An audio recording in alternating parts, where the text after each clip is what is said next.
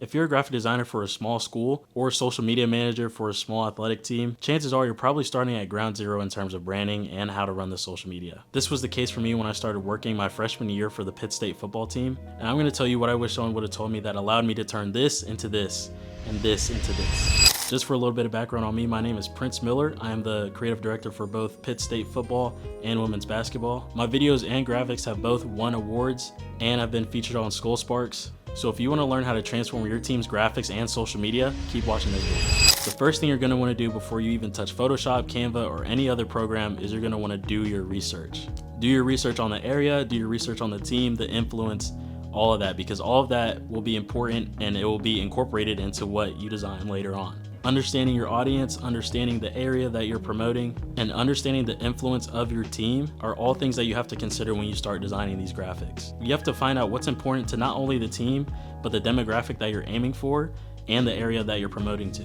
These things could be slogans, significant places, significant players, certain sayings, or even flags or logos. Some things that could correlate directly to the team could be the stripes that are on the uniforms. If you're a football team, any sayings that they have on the back of their helmets or jerseys, even down to the brand that they're wearing are all very important things that you may need to include in your graphics. In the background of almost every Pitt State football graphic, the Carney Smith Stadium is in the back of all of them. This can also be deeper than graphics. It can go into your captions as well.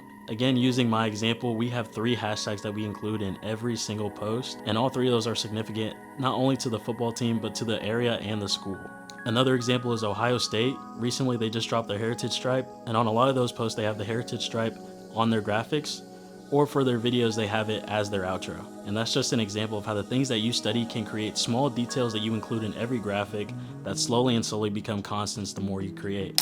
Once you do your research, the second thing you're gonna wanna do is you're gonna wanna start designing your templates. Now, when you're creating a brand, you want things to be consistent and you want them to be recognizable. And not every post has to do this, but you should have a consistent theme throughout all your posts. So this is where you'll develop your color themes, your constants, your scheduled posts, and how you'll design certain posts for certain things. This could go for your game week posters, your game day posters, 24-hour posters, your holidays, your scorecards. These are things that are either going to be posted every single day or every week, so they need to be consistent so the viewer knows what they're looking at and who they're looking at whenever they see it. This is also a chance for you to use that research you did and implement it into this. Some graphics may not look the same, or some may be very versatile or out of the box, but if you're able to use those constant details that you grabbed from your research, such as stripes or logos, they will make your graphics or constants look recognizable easily.